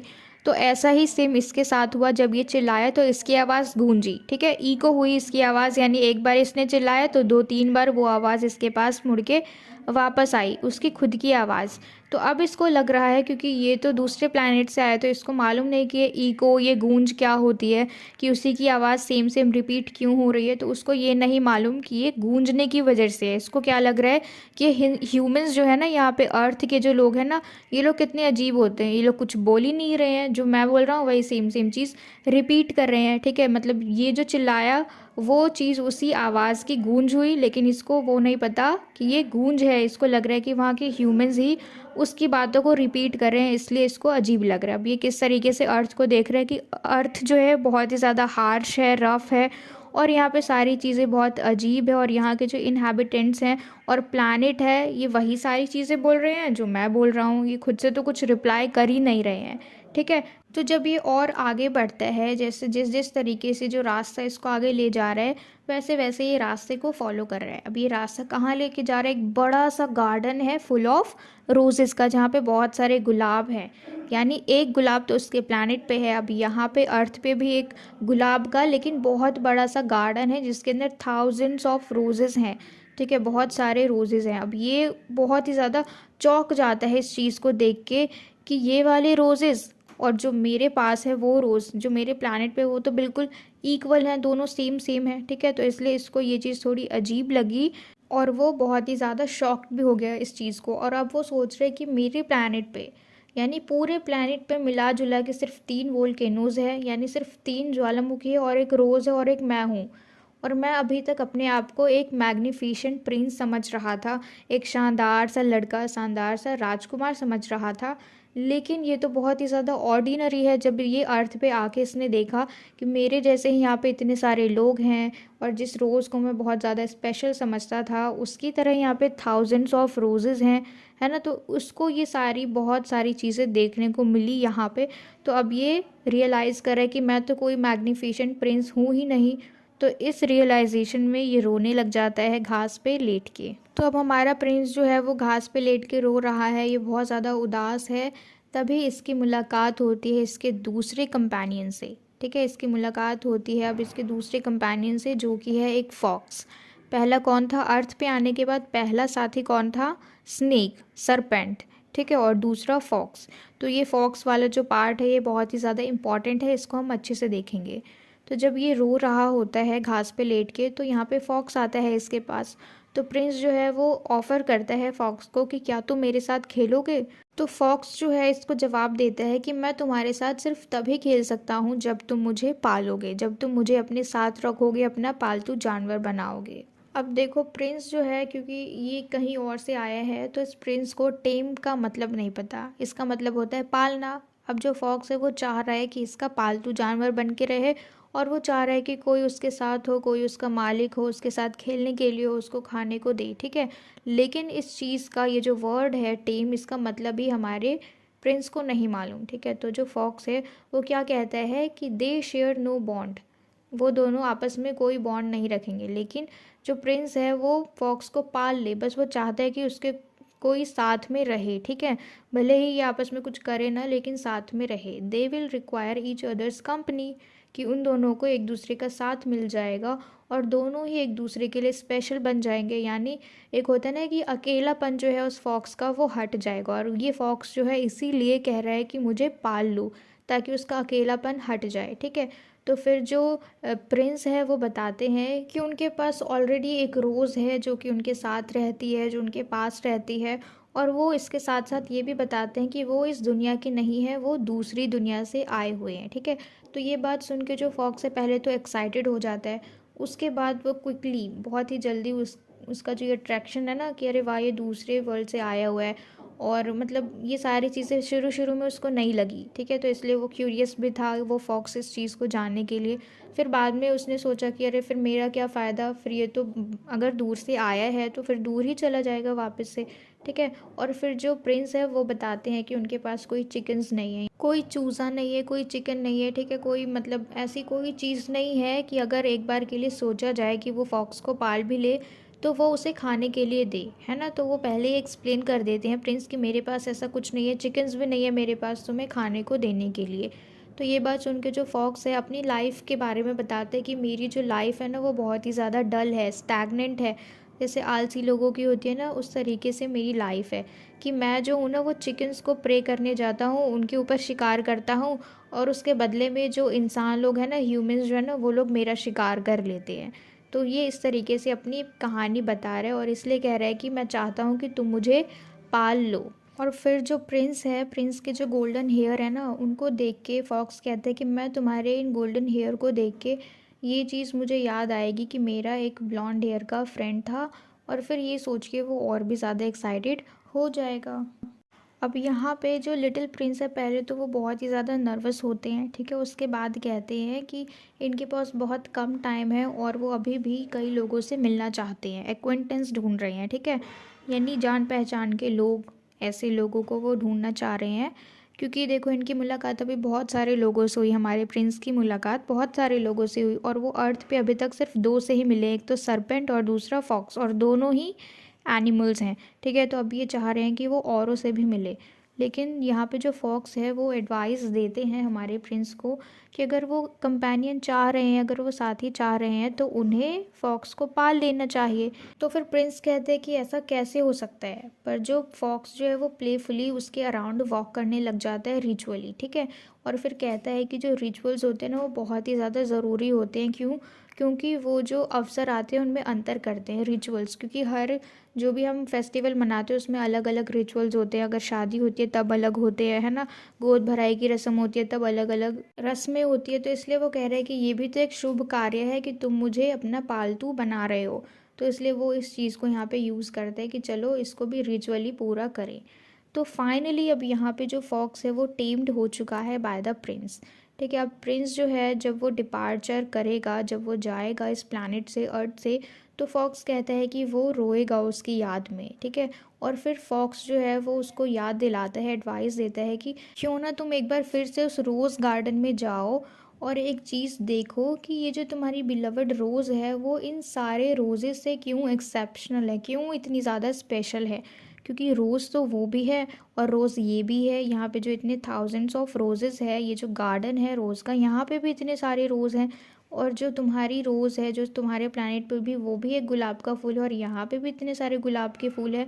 लेकिन उसमें ऐसे क्या अलग बात है, ठीक है। तो ये चीज़ जो फॉक्स है वो हमारे प्रिंस को बताता है और कहता है कि एक बार जाके देखो उस रोज़ गार्डन में। जब प्रिंस गार्डन में जाने के लिए रेडी हो जाता है उसके बाद वो कहता है फॉक्स को कि तुम मुझसे प्रॉमिस करो कि जब मैं तुम्हें गुड बाय बोलने आऊँगा तब तुम कुछ सीक्रेट्स रिवील करोगे।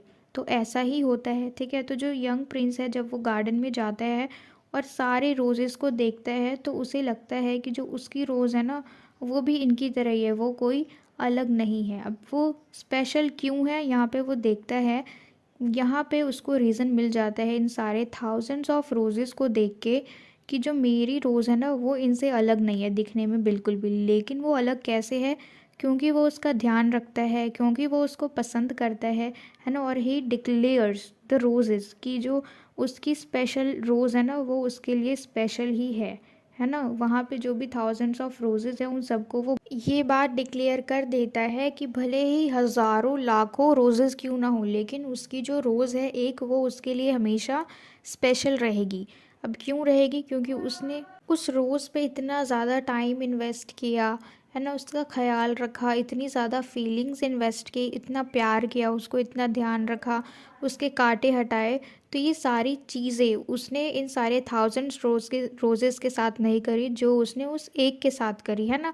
तो इसलिए उसकी फीलिंग्स जुड़ी हुई हैं। तो भले ही कितनी भी रोज़ेस आ जाए, लेकिन उसके लिए वो एक रोज़ जो है वो स्पेशल ही रहेगी।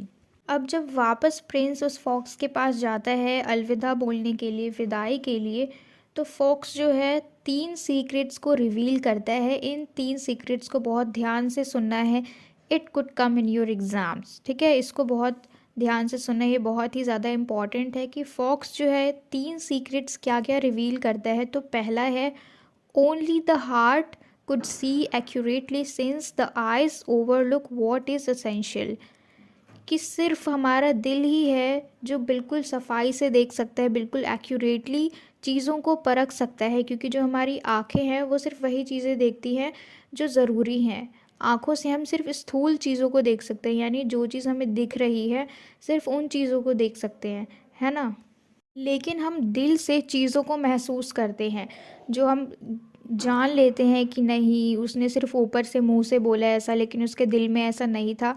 तो ये चीज़, ये सारी चीज़ें हम आँखों से नहीं देख सकते, है ना, लेकिन इसको हम महसूस कर रहे हैं दिल से। तो इसलिए पहला क्या है कि only the heart could see accurately since the eyes overlook what is essential. कि हमारा दिल ही हर चीज़ को अच्छी तरीके से देख सकता है, क्योंकि जो आइज़ है वो सिर्फ उन ज़रूरी चीज़ों को देखते हैं, उन स्थूल चीज़ों को देखते हैं, ठीक है। स्थूल का मतलब मटीरियलिस्टिक चीज़ों को, जिनको हम देख सकते हैं, है ना, जिनको हम छू सकते हैं। पर दिल से हम चीज़ों को महसूस कर सकते हैं।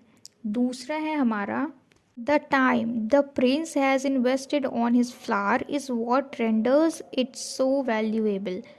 कि जो वक्त उस प्रिंस ने इन्वेस्ट किया, उस फ्लावर को दिया उसने अपना वक्त, जो भी प्रदान किया, वही चीज़ उसको बहुत ही ज़्यादा कीमती बनाती है, वैल्यूएबल बनाती है, ठीक है। अब यहाँ पे सिर्फ एक रोज़ की बात नहीं हो रही है, वो सारी चीज़ें जिसको हम टाइम देते हैं, बोलते हैं ना जिससे हमें प्यार होता है उसको हम टाइम देते हैं। तो वही चीज़ यहाँ पे कही जा रही है कि जो भी टाइम प्रिंस ने इन्वेस्ट किया उस फ्लावर के ऊपर, वही टाइम उस फ्लावर को इतना ज़्यादा वैल्यूएबल बनाती है।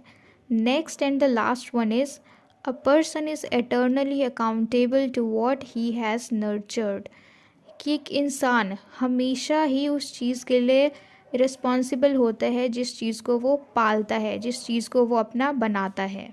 यानी जिस चीज़ को हम शुरू से ही अपना बना लेते हैं उसकी सारी रिस्पॉन्सिबिलिटी हमारे ऊपर आ जाती है। फॉर एग्ज़ाम्पल हम ले सकते हैं कि जैसे हम किसी पप्पी को ख़रीद के घर में लाते हैं, तो उसका पालन पोषण हम कर रहे हैं, तो उसके सारे रिस्पॉन्सिबिलिटीज़ जो है वो हमारे ऊपर आ गई, ठीक है, हमेशा के लिए। ऐसा नहीं कि आज मैंने पाल लिया कल मैं मेरी फ्रेंड को दे दूँगी, तो ऐसा नहीं होगा। अब हम अपनी फ्रेंड को भी नहीं दे सकते हैं उसको, क्यों? क्योंकि उस चीज़ को हमने शुरू से पाला है, तो उसके इमोशंस भी हमसे जुड़े हैं, ना कि हमारे फ्रेंड से।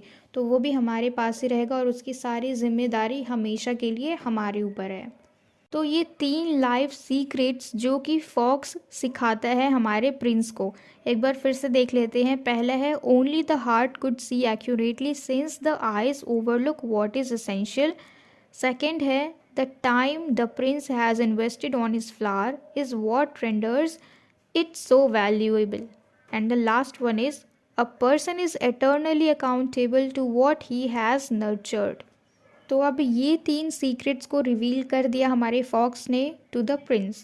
अब हमारा प्रिंस अलविदा बोल के वापस घर जाने की तैयारी में है, ठीक है। तो जो लिटिल प्रिंस है अब ये चला जाता है रेलवे स्टेशन पे, क्योंकि इसको तो मालूम नहीं है कि इसको वापस कैसे जाना है। तो ये रेलवे स्टेशन पे जाता है और वहाँ पे जो रेलवे स्विचमैन होता है उसकी जर्नी पे, वहाँ पे वो बात करने लग जाता है उस ट्रेन वाले आदमी से, और किस तरीके से वो देखता है कि ट्रेन जो है इतनी जल्दी से रश करके वहाँ से गया, क्योंकि ट्रेन बहुत जल्दी रफ्तार में थी, तो किस तरीके से ट्रेन वहाँ से गई। तो जो स्विचमैन है वो एक्सप्लेन करता है प्रिंस को कि ये जो मशीन्स है ना ये क्या काम करती हैं। मशीन का यानी ट्रेन से, ठीक है, मशीन वो ट्रेन को कह रहे हैं कि ये क्या काम करती है, कि ये पीपल को one place to another place वहाँ पे ड्रॉप करने का काम है इस ट्रेन का, इस मशीन का, ठीक है। और फिर वो जो प्रिंस है वो कंटिन्यू करता है अपने क्वेश्चन को अबाउट द ट्रेन, ट्रेन के बारे में वो सारी चीज़ें पूछते हैं। और फिर बातों बातों में ही जो प्रिंस है वो क्या कहता है कि only children know what they are looking for, कि बच्चों को ही पता होता है कि वो क्या चीज़ ढूंढ रहे हैं, क्योंकि बड़ों का ध्यान तो जाता नहीं है, क्योंकि बच्चे जो होते हैं वो क्यूरियस होते हैं, ठीक है, क्यूरियोसिटी से भरे हुए होते हैं, उनको हर चीज़ जाननी होती है, उनका ध्यान जो है वो हर छोटी से छोटी बड़ी से बड़ी चीज़ पे होता है। तो इसलिए यहाँ पे प्रिंस जो है वो क्या बोलते हैं उस स्विचमैन को कि only children know what they are looking for. तो वो क्या बोलते हैं कि everything is important to them, कि बच्चों के लिए सारी चीज़ें ही इम्पॉर्टेंट होती है, चाहे वो यूज़लेस भी हो तब भी वो उनके लिए इम्पॉर्टेंट होती है, ठीक है। तो प्रिंस जो है इसी बात को क्लियरिटी के साथ बताते हैं कि अगर बच्चों से फटी हुई गुड़िया भी छीन ली जाए, टूटा फूटा खिलौना भी अगर उनसे छीन लिया जाए तो वो रोने लग जाते हैं, क्योंकि वो बच्चे हैं, उनको कोई मतलब नहीं है कि खिलौना कहाँ से ख़राब हो गया, कहाँ से फट गया, उनको तो लगाव होता है उस टॉय से, है ना, और वो उसी से मज़े से खेलते हैं, और अगर हम उनसे छीन ले वो तो फिर वो रोने लग जाते हैं। तो ये बात पे जो स्विचमैन है वो अग्री करता है और कमेंट भी करता है कि क्योंकि वो बच्चे लकी होते हैं, बचपन में जो बच्चे होते हैं वो सब लकी होते हैं, है ना, बड़े होने के बाद ही सारे टेंशन में आ जाते हैं, डिप्रेस्ड हो जाते हैं। तो इस बात पे जो स्विचमैन है वो भी अग्री करते हैं और कहता है क्योंकि वो लोग लकी होते हैं। कौन लोग? यानी बच्चों की बात हो रही है यहाँ पे, क्योंकि बच्चे लकी होते हैं। लकी किस लिए? क्योंकि उनको कोई टेंशन नहीं होती है, आराम से खेलते कूदते हैं, खाते हैं पीते हैं और सो जाते हैं। अब आगे अपनी इस ट्रेन की जर्नी में प्रिंस जो है एक सेल्समैन से मिलते हैं जो कि एक तरीके का पिल्स बेच रहा है कि अगर किसी इंसान को प्यास लगी है तो वो इसे खा के अपनी प्यास को बुझा सकता है। और यहाँ पे जो सेल्समैन है वो क्लेम भी करता है कि अगर कोई इन पिल्स को खा ले तो वो अपने दिन के 53 मिनट्स को सेव कर सकता है, हर दिन वो 53 मिनट को सेव कर सकता है, ठीक है। तो ये बात सुन के ना उसको थोड़ा अजीब सा लगा कि ये ऐसे कैसे हो सकता है। और फिर जो प्रिंस है वो क्या बोलता है मजाक उड़ाते हुए कि भाई मैं बचाऊं क्यों 53 मिनट्स अपने दिन के, अगर मेरे पास एक्स्ट्रा 53 मिनट हो ना तो वो भी मैं फाउंटेन के आसपास घूमने में निकाल दूं। मतलब वो ऐसा बोल के उसका मजाक उड़ाता है कि ऐसी कौन से पिल्स आने लगे जो कि प्यास बुझाते हैं, क्योंकि प्यास बुझाने का काम सिर्फ पानी ही करता है ना। तो इसलिए वो मजाक उड़ाता है कि कौन 53 मिनट्स बचाए अपने दिन के, मेरे पास एक्स्ट्रा हो तो मैं तो उन्हें और वेस्ट कर दूं, इस तरीके से वो सोचता है, ठीक है। तो अभी तक तो हमने समरी डिस्कस करी थी चैप्टर नंबर 21 टू 23 की, ठीक है। अब हम डिस्कस कर रहे हैं चैप्टर 24 टू 27 की समरी को। तो यहाँ पे जो हमारे नरेटर हैं वो अफ्रीका के डिज़र्ट में 8 दिनों से फंसे हुए हैं।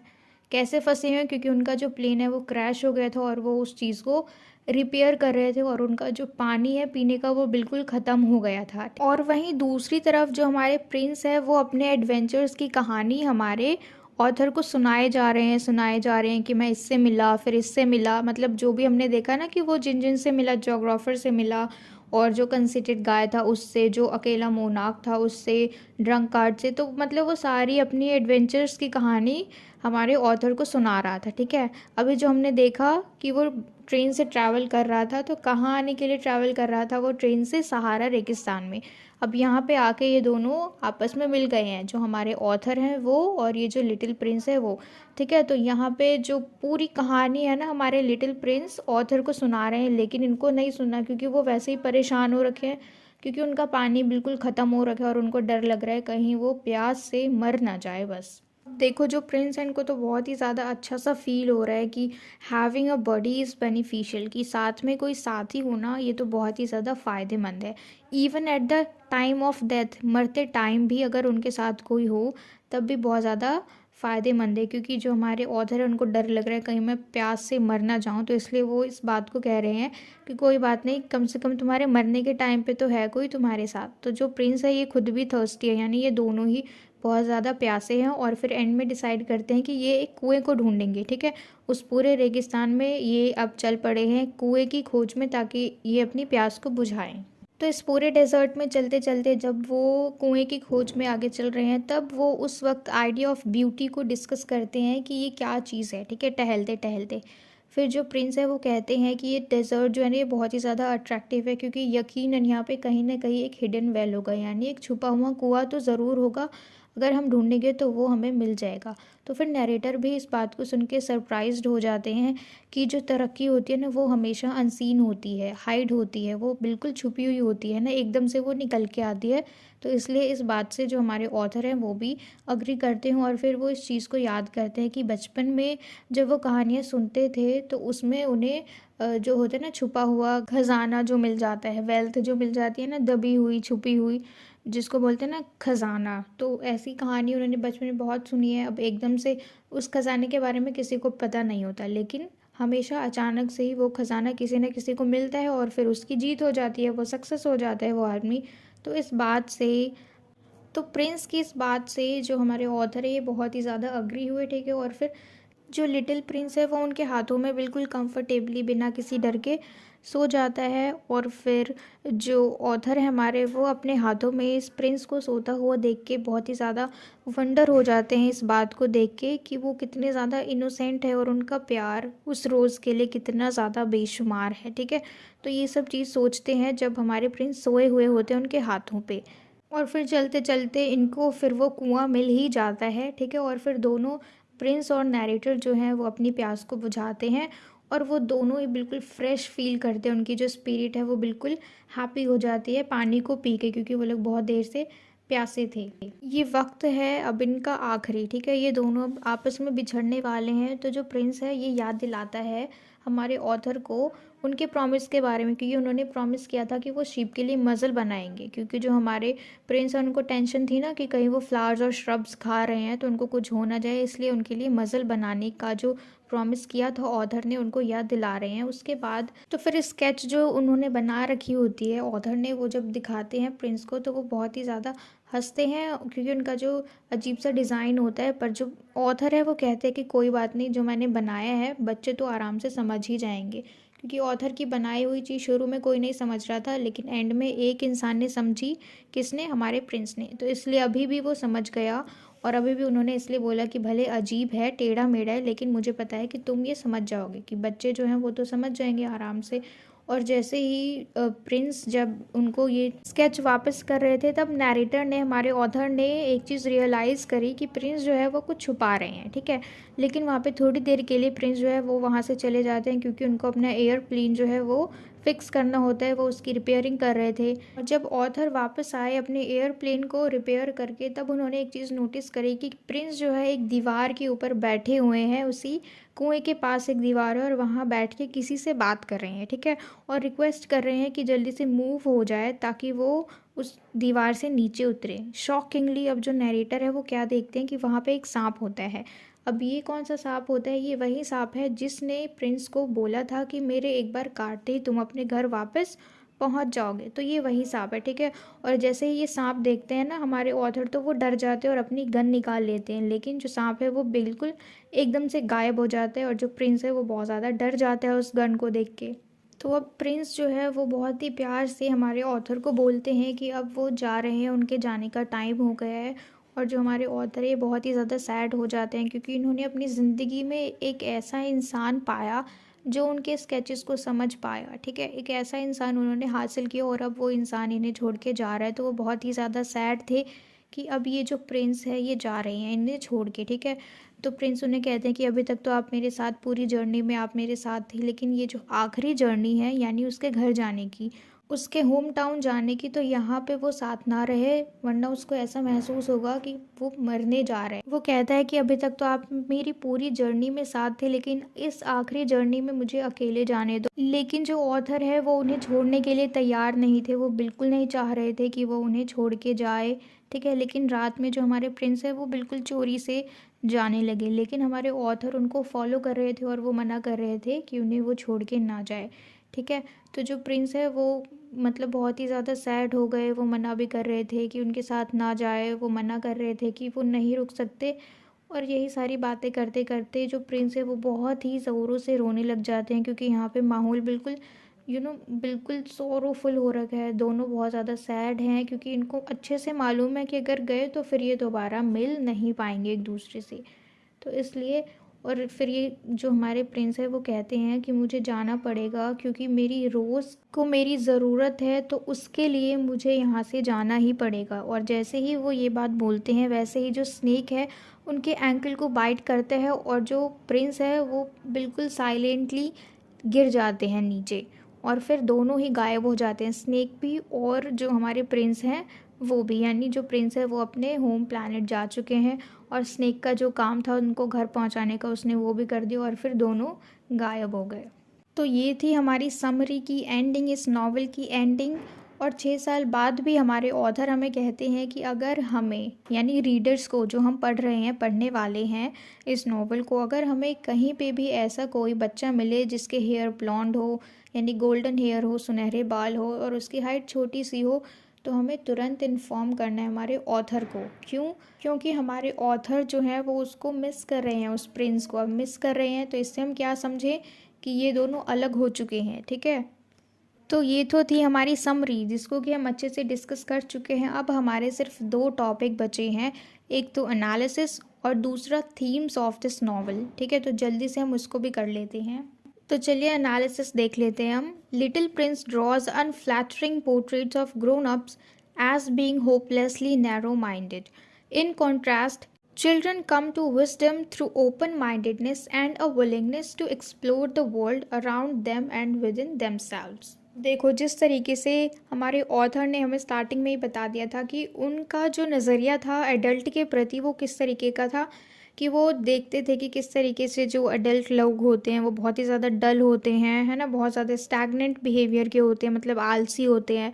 उनको ज़रा सा भी ऐसी कोई क्रिएटिविटी करना पसंद नहीं होता है। और वही सेम चीज़ हमारे लिटिल प्रिंस ने भी बताई है, पोर्ट्रे किया है कि किस तरीके से जो ग्रोन अप्स हैं वो बहुत ही ज़्यादा होपलेसली नैरो माइंडेड होते हैं। ठीक है, और वो क्रिएटिविटी करना बहुत कम चाहते हैं, कम पसंद करते हैं क्रिएटिविटी करना। क्यों? क्योंकि बड़े होते होते उनके अंदर जो इंटरेस्ट होता है ना चीज़ों को जानने का, समझने का, वो धीरे धीरे ख़त्म हो जाता है। ठीक है, वहीं दूसरी तरफ जो छोटे बच्चे होते हैं वो बुद्धिमानी से, ओपन माइंडेडनेस के थ्रू, जो उनके अंदर विलिंगनेस होती है ना, इच्छा होती है कि उन्हें हर चीज़ को जानना है, हर चीज़ को ढूंढना है, हर चीज़ के बारे में उन्हें पता होना चाहिए। जो उनके अंदर एक क्यूरियोसिटी होती है ना, कि वो हर छोटी छोटी चीज़ को जाके देखते हैं, छेड़ते हैं, कुछ ना कुछ करते ही रहते हैं, खेलते हैं, इधर उधर भागते हैं।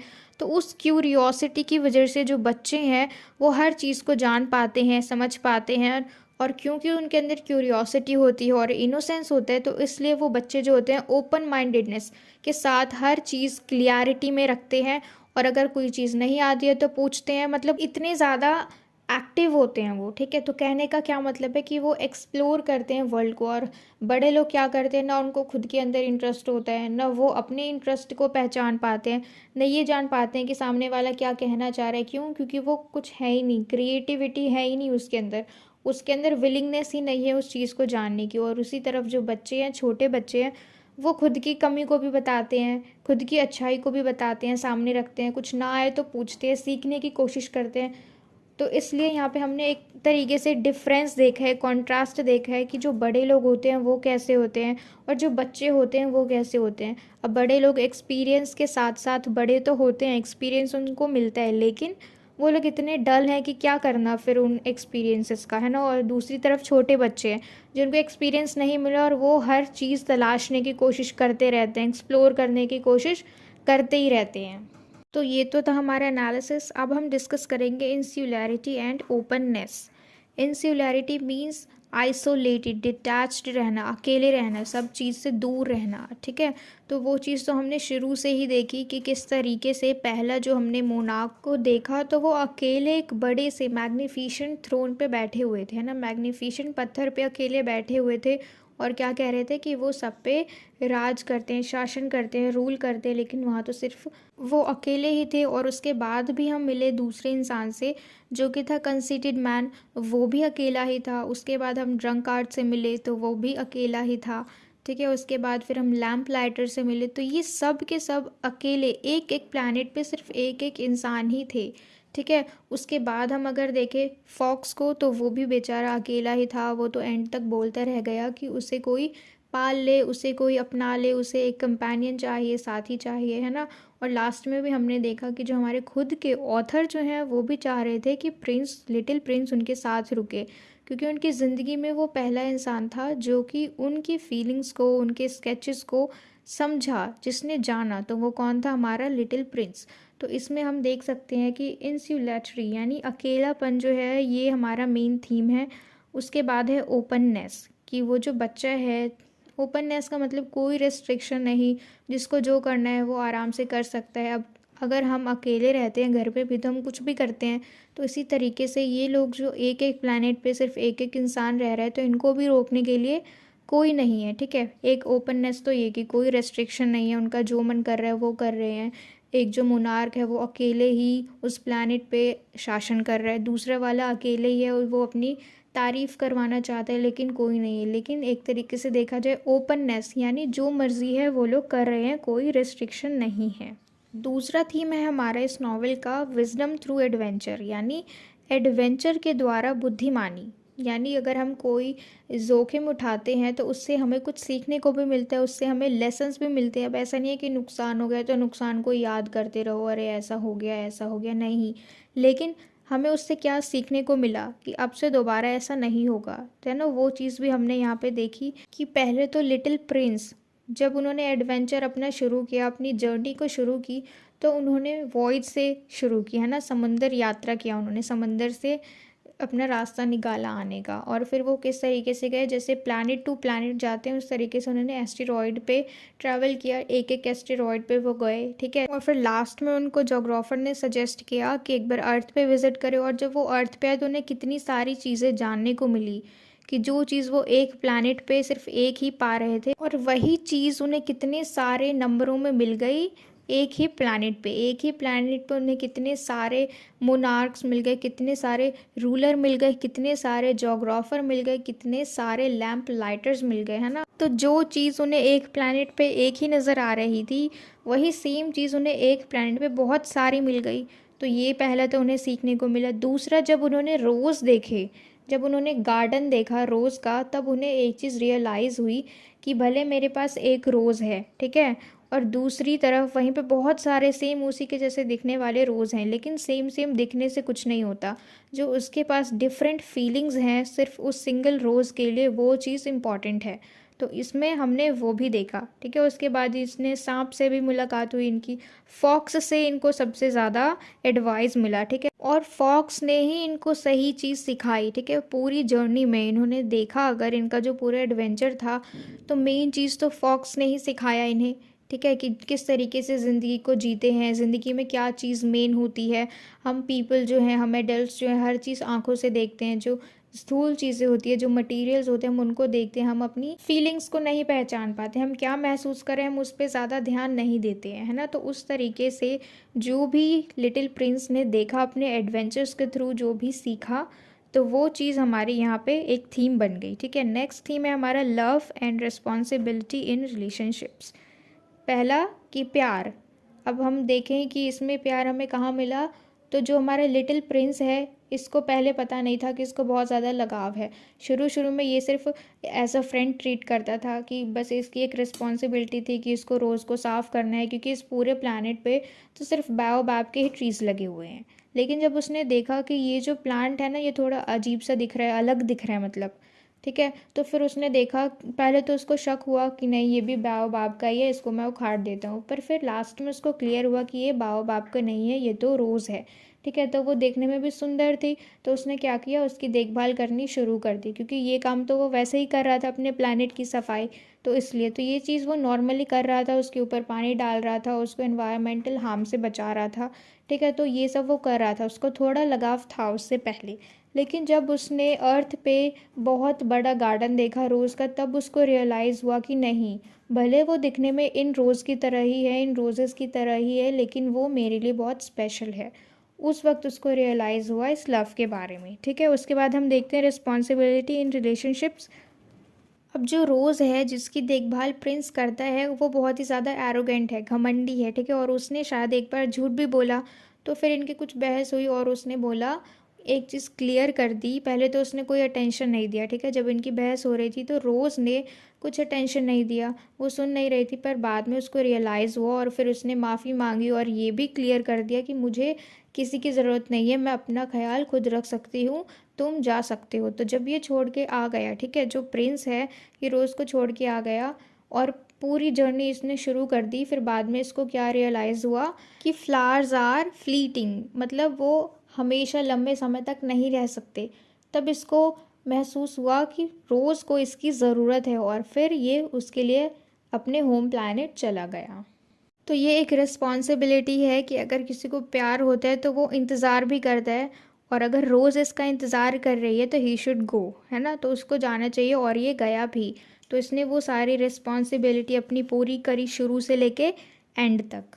तो ये नॉवल हमारी यहाँ पे ख़त्म होती है और मुझे पूरी उम्मीद है कि आपको अच्छे से क्लियर हो गया हो। और इस वीडियो में हमने हर चीज़ को अच्छे से डिटेल में डिस्कस किया है। सबसे पहले तो हमने इंट्रोडक्शन टू दी ऑथर को डिस्कस किया है, उसके बाद इंट्रोडक्शन टू दी नॉवल, उसके बाद हमने इसकी समरी को डिस्कस किया, फिर एनालिसिस देखा और एंड में अभी हमने थीम को डिस्कस किया। तो मुझे पूरी उम्मीद है कि आपको ये पूरा नॉवल अच्छे से क्लियर हो गया हो। And if so, then please let me know in the comment box if you like this video, and share it with your friends as well so that they can get help from it. And yes, don't forget to subscribe my channel. And till we meet in the next video, keep learning.